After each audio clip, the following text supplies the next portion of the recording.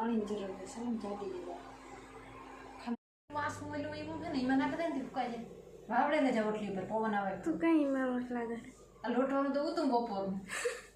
આમાં ત્યાં નાખ્યું તો પછી કીમાં ખડવા રોટલા એવું એટલે આમાં તેલ પીડ્યું બીજી આવી હે ને